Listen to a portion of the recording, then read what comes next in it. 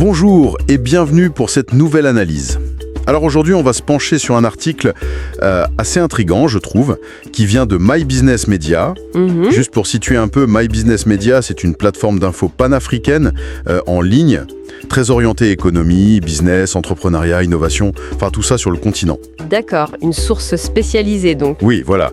Ils ont un webzine, une web TV, une web radio, et ils sont présents sur les réseaux sociaux, bien sûr. Ok. Et l'article qui nous intéresse, il est paru le 2 octobre 2025.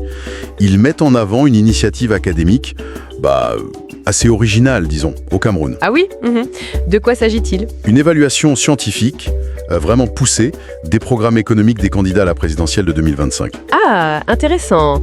Évaluer les programmes économiques. Voilà, donc notre objectif aujourd'hui, c'est de faire un vrai décryptage de cette démarche. Comprendre un peu le pourquoi du comment, pourquoi ça a été fait, qui est derrière et surtout leur méthode. Non ? Allons-y, on explore ça. Oui, c'est une démarche qui interpelle, c'est vrai. Surtout dans le contexte camerounais de 2025. L'article mentionne un moment charnière. Et je crois que c'est juste. Essayer d'introduire une analyse économique comme ça, rigoureuse, dans le débat politique, juste avant une élection. Ça change des habitudes peut-être. Exactement. C'est tenter de déplacer un peu le débat. Moins de slogans, plus de substance, si on veut.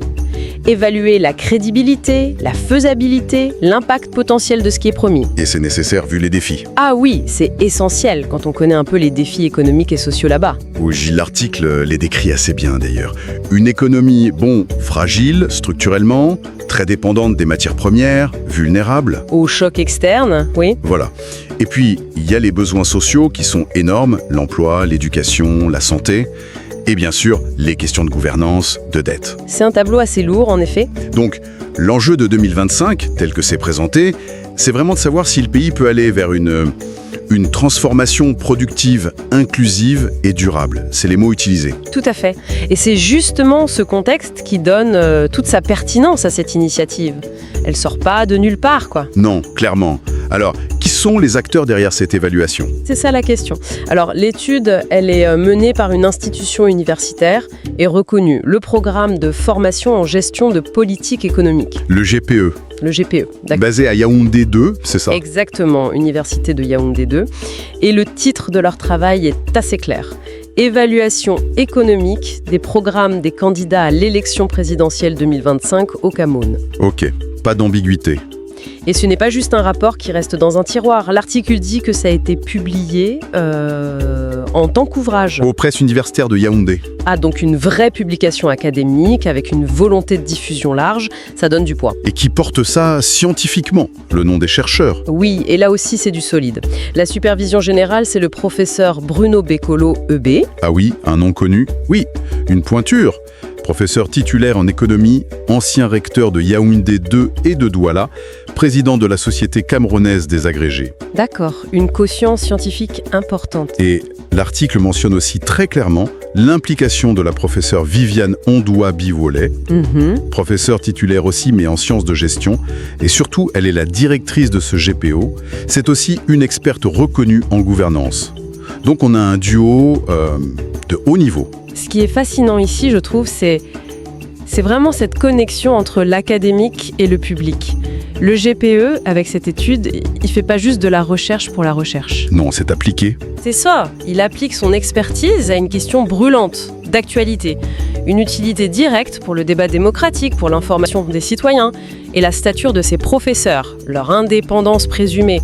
C'est crucial pour la légitimité de ce genre d'évaluation qui touche forcément aux politiques. C'est courageux comme démarche. Courageux, oui. Et apparemment motivé par plusieurs choses, si on suit l'analyse de My Business Media. Bon, on a parlé du contexte économique et social difficile. Oui. Mais il y a plus. Il y a une volonté claire d'outiller le citoyen. L'article cite même l'objectif, c'est de donner à l'électeur, je cite, des moyens d'appréciation des propositions qui lui sont faites. Et partant, disposer des moyens d'effectuer un choix responsable et conséquent. L'idée, c'est un peu de voir derrière la com politique, quoi. Exiger du concret. Voilà, du chiffré, du réalisable. C'est une ambition démocratique forte, ça. Tenter de rationaliser le choix électoral, de le baser plus sur une analyse de programme, objective en théorie. Après, ça soulève une question importante. Est-ce que l'électorat est prêt ou même équipé pour intégrer ce type d'analyse, qui peut être complexe, dans sa décision. Mais l'intention, elle est claire, c'est d'élever le niveau d'exigence envers des candidats. Il suffit plus de promettre, il faut montrer comment. C'est ça. Et il y a une troisième motivation, pointée par l'article, qui est intéressante aussi. C'est de s'inscrire dans une tendance internationale. Ah oui. Oui, l'évaluation académique des programmes politiques, c'est pas nouveau ailleurs. L'article cite les travaux de Nordhaus sur les cycles politico-économiques. Ah oui, l'économiste. Voilà.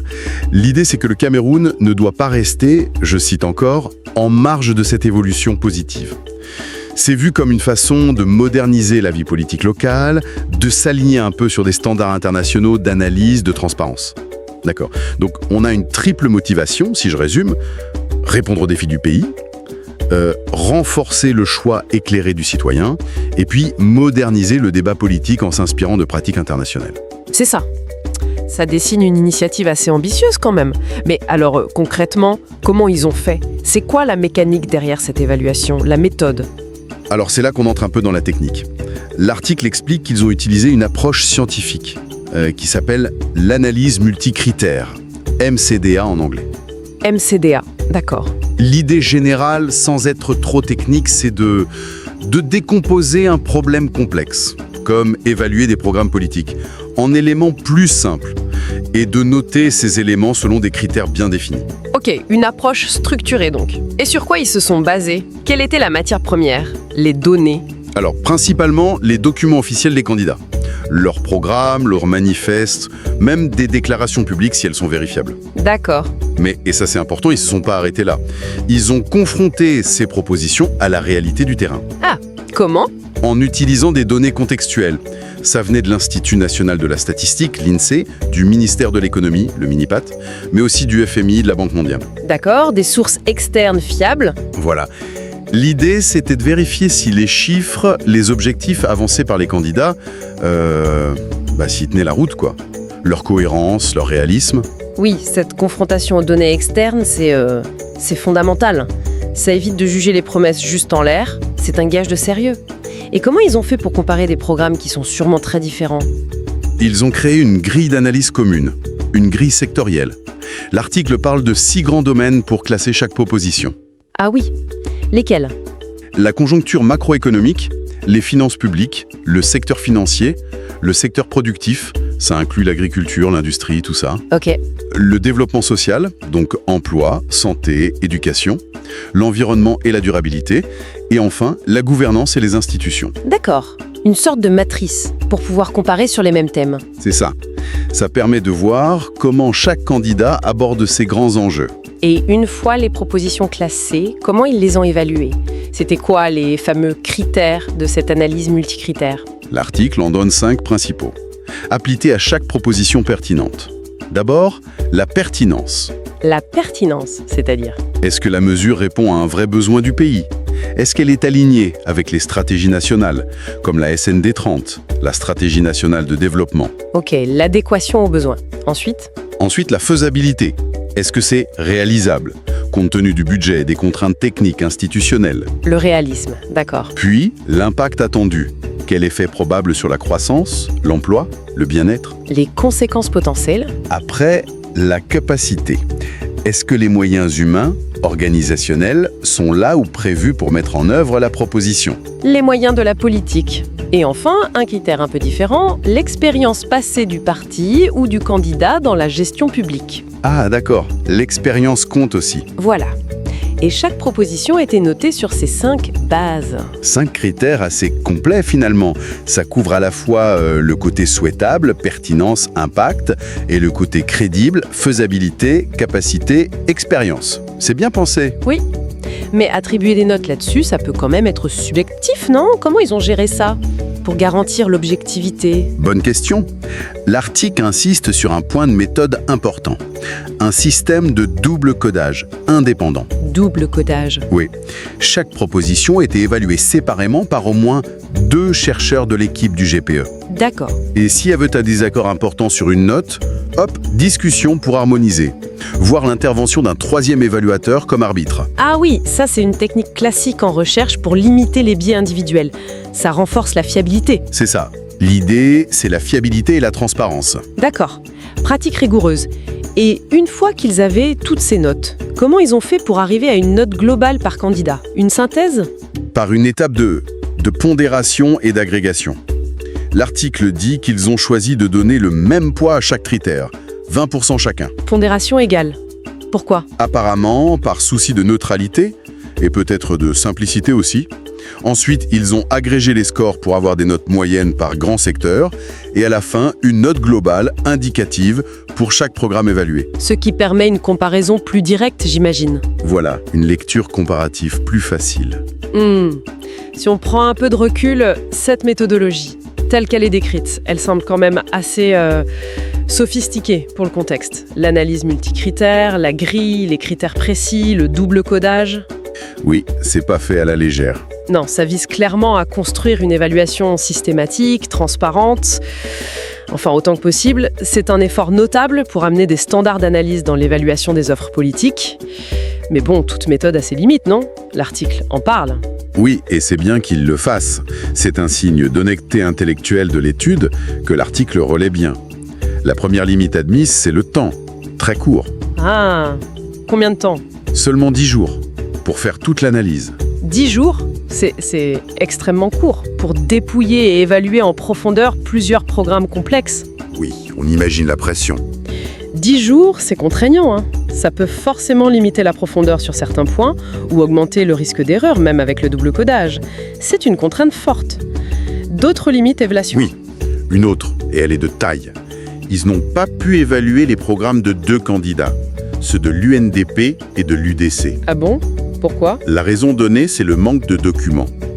Pas de programme assez complet, assez détaillé, disponible au moment où ils ont fait l'étude. Ah, ça c'est effectivement un point faible important pour une étude qui se veut comparative. Si 2 acteurs qui peuvent être importants manquent à l'appel, la comparaison est incomplète. Forcément. Ça n'invalide pas l'analyse de ceux qui ont été évalués, bien sûr, mais ça restreint la portée globale. Mais c'est bien que l'étude le reconnaisse ouvertement. C'est important pour interpréter les résultats. Tout à fait. Alors, malgré ces limites, c'est quoi la conclusion de l'article? L'apport global de cette initiative? Qu'est-ce qu'on doit retenir au final? Alors, l'article insiste beaucoup sur le caractère pionnier, majeur de cette étude dans le paysage camerounais politique et académique. C'est présenté comme la première fois qu'on applique une grille d'analyse économique aussi rigoureuse, aussi systématique au programme des candidats présidentiels là-bas. Donc le principal apport, c'est de fournir cet outil d'analyse. Oui, un outil d'analyse factuelle, comparative, qui était inédit pour les électeurs, pour les médias et même pour les autres acteurs politiques. Un instrument pour élever la qualité du débat, peut-être? C'est exactement ça. L'idée derrière, c'est que cette évaluation, elle pousse à aller au-delà des discours, des effets d'annonce, à se concentrer sur la substance, la cohérence, le réalisme des propositions économiques.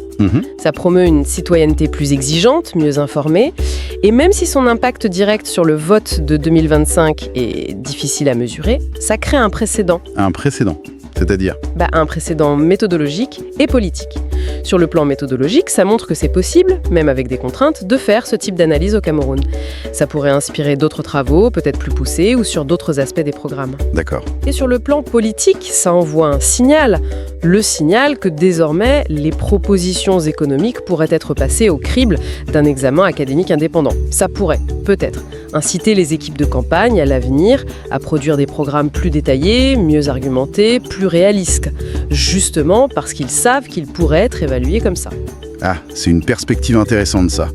L'étude serait pas juste une photo à un instant T, mais potentiellement un catalyseur pour changer la façon dont on débat de l'économie en période électorale. C'est du moins l'espoir ou l'ambition qui semble se dégager. L'article met vraiment en avant cette contribution potentielle à la maturation du débat démocratique. D'accord. Et de la capacité des citoyens à s'en emparer. Mais l'initiative elle-même, elle marque une étape, c'est certain. Ok, donc si on résume ce décryptage, basé sur l'article de My Business Media, on a cette initiative académique, sérieuse, portée par le GPE de Yaoundé 2, des profs reconnus. Ils ont produit une évaluation économique comparative des programmes pour la présidentielle 2025 au Cameroun. C'est ça? La méthode, l'analyse multicritère, se veut rigoureuse, scientifique, même si l'étude elle-même pointe des limites. Le temps, les données manquantes pour 2 candidats. Oui, transparence importante. Les motivations derrière sont claires. Répondre aux défis du pays, aider le citoyen à faire un choix éclairé, et puis moderniser un peu le débat politique. L'apport principal, un outil d'analyse inédit et la création d'un précédent qui pourrait être influent. Tout à fait. Et ça nous amène assez naturellement à une réflexion pour finir. Oui, cette méthodologie d'évaluation économique des programmes, maintenant elle existe au Cameroun, elle a été testée, publiée. La question qui se pose et que l'article ne tranche pas mais nous invite à y penser, c'est, au-delà de l'exercice académique lui-même, quelle peut être l'influence concrète, réelle, d'une telle analyse sur le comportement des électeurs, sur le vote final. La question de l'impact réel. Voilà. Et peut-être, sur le long terme, ce qui est encore plus important, comment est-ce que cette initiative pourrait remodeler les stratégies de campagne futures? Pas seulement au Cameroun d'ailleurs, mais peut-être servir de modèle pour d'autres pays africains qui cherchent aussi à renforcer la substance, la redevabilité dans leurs élections. C'est une question qui reste ouverte et qui mérite réflexion.